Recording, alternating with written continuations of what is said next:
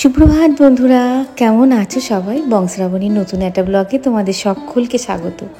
এরকম পেঁজা তুলোর মতন মেঘ দেখলেই মনে হয় মা আসছে, মা আসছে, কত আনন্দ। কিন্তু পেঁজা তুলোর পাশেই দেখো একটা ছেঁড়া মেঘ, কোথাও যেন একটা বিষাদের সুর, আনন্দের সুর যেন কেটে যাচ্ছে। বাড়িটা দেখো যেন কাঠের আগুনের উপর জ্বলছে, কিন্তু ওপরের মেঘটা বেশ ভালো লাগছে। শ্বশুরবাড়ি যাওয়ার কথা ছিল পরশুদিন, কিন্তু পরশুদিন গণেশ চতুর্থী, ভেবেছিলাম বিকেলবেলায় যাব, কিন্তু আমাদের ইচ্ছায় তো সব কিছু হয় না, ওপরওয়ালার ইচ্ছা ছাড়া। তাঁর ইচ্ছাতেই বিকেলে গেলাম জগন্নাথ মন্দির। আগত 4 দিন প্রভুর আর সময় হবে না, আজকে যেতেই হবে শ্বশুরবাড়ি। পুজো করতে বসে শান্তি আছে? ওই দিকটা মেঘ ধরেছে, কি মেঘ ধরেছে, কালো হয়ে। এই দেখো শরতের মেঘ চলে আসছে, যেখানে যেরকম জমছে হুড় করে বৃষ্টি হচ্ছে। মাকে সেদিনকে বলছি, মা বলছে কি করছিস, ফোন তুলছিস না? আমি বললাম দেখো মা, আমার এখানে প্রচন্ড বৃষ্টি হচ্ছে। বলছি আমার এখানে তো বৃষ্টি হয়নি। এইবার শরতের মেঘ ঢুকে গেছে, যেখানে যেরকম মানে জমবে একদম মানে 5-7 মিনিট পুরো মানে ঝমঝম করে হবে। আজকে হচ্ছে সোমবার, গতকাল মঙ্গলবার, পরশুদিন হচ্ছে রাধা অষ্টমী। যারা মানে কোন বিশেষ কারণে জন্মাষ্টমী পালন করতে পারেনি, মেয়েদের তো জানো মেয়েদের কি জটিল ক্রিয়া, অনেকে হয়তো কোনো অসুবিধার জন্য যারা পালন করতে পারেনি, তারা কিন্তু রাধা অষ্টমী করলে এই একই ফল হয়। আর রাধা অষ্টমী করলে তোমার 1 লক্ষ একাদশীর করার সমান রাধা অষ্টমী করলে। আমরা পারি না, তা বলে কি অনেকে বলবে তাহলে রাধা অষ্টমী করে নিলাম, তাহলে একাদশী আর করতে হবে না? না, ফুকটিয়ায় কিচ্ছু হয় না, 1 লক্ষ একাদশীর কাজ হয়। আমরা কতটা করতে পারি? আমরা সেরকম ভাবে করতে পারি না। বেলা 12টার পর নিরামিষ ভক্ষণ করা যায় অষ্টমী, রাধা অষ্টমীর দিন, স্পেশালি রাধা অষ্টমীর দিন। আগাজন আমার বলবে কত তুমি কি জ্ঞান দাও, সব জানতে আর পারলাম কোথায়, ফটফটিটা চলে যাবে। হ্যাঁ, জানতে পারলাম কোথায়, জানার কত কি আছে। আর আমি যে পজিটিভ জিনিসগুলো জানি, মানে জানতে পারি, সেগুলো আমি বলতেই থাকবো, যে যেরকম ভাবে নাও। চান হবে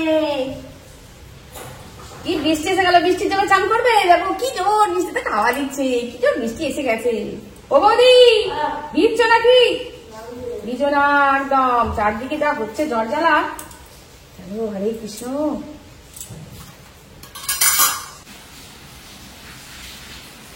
अच्युतानंद केशव कृष्ण दामोदरम राम नारायणम जानकी वल्लभम।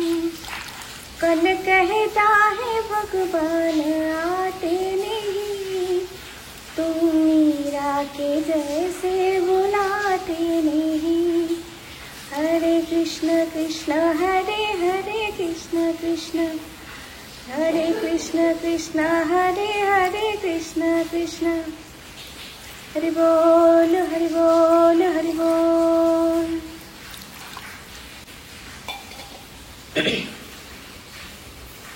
কি জোর বৃষ্টি হচ্ছে প্রভু, ঝমঝম করে বৃষ্টি হচ্ছে। রবীন্দ্রনাথের ছোট গল্পের মতন গল্পটা শেষ হইয়াও হইল না শেষ। আমার পুজোটা শেষ হয়েও হলো না, কেন মা তুলসীকে খেতে দিতে পারছি না, এত জোর বৃষ্টি হচ্ছে। বৃষ্টি থামলো, অপেক্ষা করলাম, মা তুলসীকে খেতে দিয়ে চলে এলাম রান্নাঘরে। সোয়াবিন আলু করব, ওটা নেড়ে ছেড়ে প্রেসারে দিয়ে দিয়েছি, তারপরে ভাজতে বসেছি উচ্ছে আলু। আর দেখো এর মাথাটা নাটটা পাওয়া যাচ্ছে না, এটা লাগানো যাচ্ছে না, এটাই ঢাকা চাপা দিচ্ছি, কী করব। দেখো আমার কাজের ক্ষতি করে বৃষ্টিটা তো হয়ে গেল, 10টা মিনিট গেল না, তারপরে দেখো আবার রোদ বেরিয়ে গেছে। কি সুন্দর আবার রোদ বেরিয়েছে, কি বলবে, অত বৃষ্টি হচ্ছিল। দেখলে ঠাকুর পুজো যখন করছিলাম তখন ঝমঝম করে বৃষ্টি এলো, ভাবলাম বোধহয় আজকে বোধহয় মেঘলাই থাকবে। এতগুলো সকালবেলায় মানে প্রচুর জামা কাপড় ছিল জড়ো হয়ে, কতদিনকার সব মেশিনে দিয়েছিলাম, ভাবলাম বোধহয় আর কখন মানে শুকোবে। আবার বেলা 12:30, কখনো 1টা, কালকে কতদিন কোথায় একটা দেড়টার সময় কি জোরে বৃষ্টি এসে গেল, মানে শুকনো জামা কাপড়গুলো ভিজে গেল। ভরসা করে তো দিলাম, 2টো ছাদ দিলাম, যেটুকু ঘামে ভিজে গেছিলাম, জামাটা দিতে দিতে শুকিয়ে গেল। এত রোদ উঠছে এক সময়। সব রান্না করে নেবো। এই দেখো বেজে গেছে প্রায় 12টা 5, জানি না কখন কি করে উঠতে পারবো। রান্না বান্না করে দেখতে যাব, মানে আমার নজাকে সম্পর্কে আমার নজা হয়, আর তোমার শ্বশুরবাড়ি যাব। এই সপ্তাহখানেক হলো গল ব্লাডার স্টোন অপারেশন হয়েছে। আমি বললাম, ওকে বললাম যে ফোন টোন করবো না, একেবারে দেখতে চলে যাব। এই জায়ের সঙ্গে সবাইকারই দেখবে শ্বশুর বাড়িতে কিছু খারাপ স্মৃতি, কিছু ভালো স্মৃতি থাকে। একটু বসি, হ্যাঁ বসে কথা বলি, হাঁপিয়ে গেছি। কিছু ভালো স্মৃতি, কিছু খারাপ স্মৃতি থাকে মানুষের। হ্যাঁ, এই জায়ের সঙ্গে আমার অনেক অনেক ভালো ভালো স্মৃতি আছে, অনেক ভালো ভালো স্মৃতি আছে। আমার মানে বিপদ যখনই হয়েছে আমার বাপের বাড়িতে বলো বা আমার এখানে হলো, এখানে এখন তো মানে একটু বয়স হয়ে গেছে, মানে আমার মায়েরই বয়সী ধরতে গেলে। এখন অত ছোটাছুটি করতে পারে না, কিন্তু যখন অল্প এজ ছিল তখন প্রত্যেকটা বিপদে ছুটে এসেছে, প্রত্যেকটা বিপদে ছুটে এসেছে। যদি কেউ বলে যে বলতো তোমার শ্বশুরবাড়ি কেউ আসেনি, আমি বুক ঠুকে বলতাম হ্যাঁ আমার যা এসেছে তো।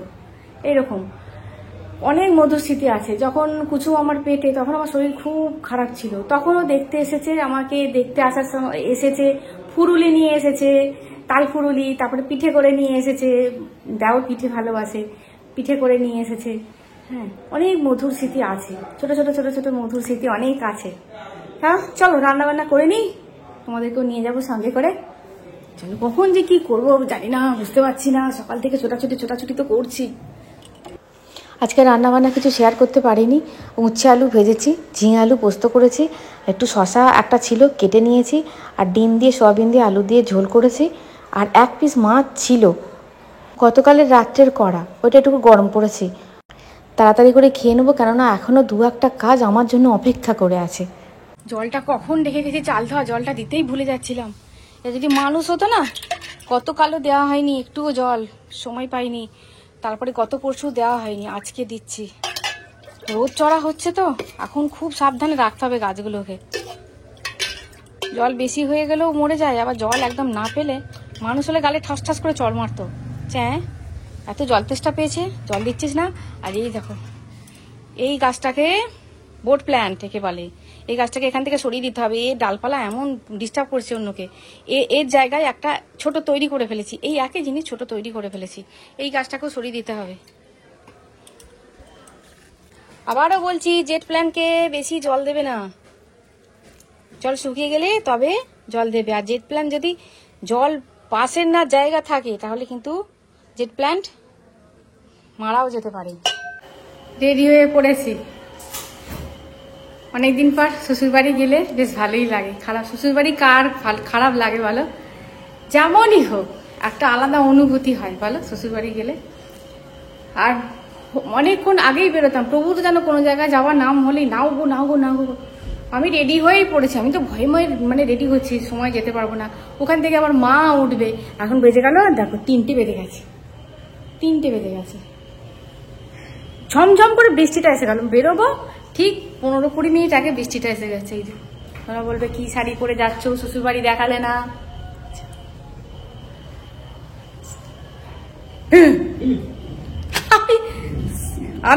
আমি একটু সাজুগুজু করলে একদম দেখতে পারে না, জানো তো, একদম দেখতে পারে না মানুষ। সাজুগুজু বইয়েরা সাজুগুজু করলে, ওর সামনেই বলছি, পিছনে বলছি না, বইয়েরা সাজুগুজু করলে বলবে হ্যাঁ তোমাকে ভালো লাগছে, বা এইটা পরো তোমাকে ভালো লাগবে, এইটা তোমাকে খিলে দেবো জানো।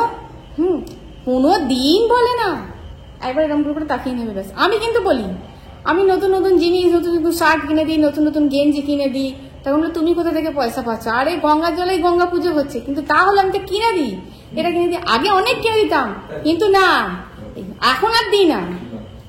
তুমি দেবে না আর আমি দেবো, আমি আর এখন আর বেশি দিই না, তো না দেবো না। আমাকে কোনো দিন একটা জিনিস এনে বলেনি এই নাও এটা তোমার জন্য এনেছি তুমি পড়বে, কোনো দিন বলেনি।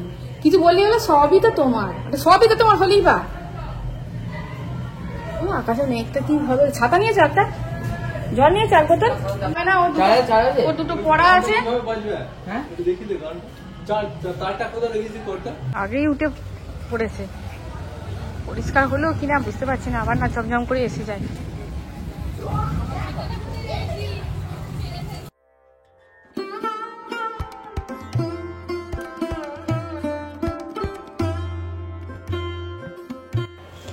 মা আছে পোলবাই, মাকে তুলে নিতে হবে। দেখো বলতে বলতেই চলে এসেছি, চিনতে পারছো আমার বাপের বাড়ি।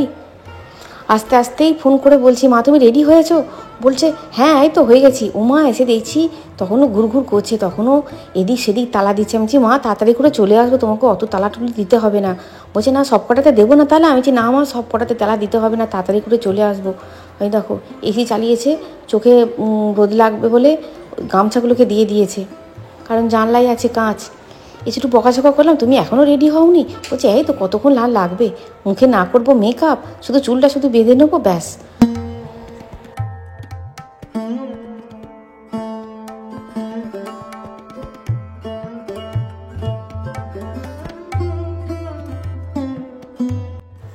20 বছর আগে ছেড়ে যাওয়া শ্বশুরবাড়ির দেশ একই রকম আছে, খুব একটা বেশি পরিবর্তন হয়নি। তবে হ্যাঁ এরকম নতুন নতুন কতগুলো বিল্ডিং হয়েছে দেখছি, আর সেরকমভাবে পরিবর্তন, সেরকম চোখে পড়ার মতন পরিবর্তন কিছু হয়নি। সেই দুদুক্কার মাটি আছে, আর দূরের বেশ কতগুলো নতুন গজিয়ে ওঠা বাড়ি হয়েছে, মানে ইটের বাড়ি হয়েছে, যেগুলো আগে ছিল মাটির বাড়ি। ব্যাস, তাছাড়া সব একই রকম আছে। সেই কাশফুল দেখেছো কত সুন্দর কাশফুল, গাড়িটা জোরে ছুটছে বলে বুঝতে পারছো না, কত সুন্দর সুন্দর কাশফুল। ব্যাস চলেও এসেছি গল্প করতে করতে। এটা হচ্ছে আমার জায়ের বাড়ি, চারিদিকে বেশ গাছপালা আছে। চলো আমরাও যাই আর তোমাদেরকেও নিয়ে যাই, নাহলে বলবে শ্রাবণী জায়ের বাড়ি গেলে আর বাড়িটা একটু দেখালে না। পুরো সম্পর্ক ধরলে এটা হচ্ছে আমার ন ভাসুর অর্থাৎ ন জায়ের বাড়ি, আর যদি ছোট করে সম্পর্ক ধরি তাহলে হচ্ছে এটা আমার মেজ ভাসুরের বাড়ি। বড় ভাসুর মারা গেছেন, ইনি হচ্ছেন মেজ ভাসুর। ইনি ইলেকট্রিসিটি বোর্ডে চাকরি করতেন, এখন রিটায়ার করে গেছেন। আর ওনাদের একটি ছেলে একটি মেয়ে। ছেলেটি সরকারি চাকরির সূত্রে এখন মিদনাপুর থাকে, আর মেয়ের বিয়ে হয়েছে আমার খুব কাছাকাছি। মেয়েও খুব সুন্দর বাড়ি করেছে, অর্থাৎ আমার ভাসুরজি। যদি যাই কোনো দিন তোমাদেরকে নিয়ে যাব।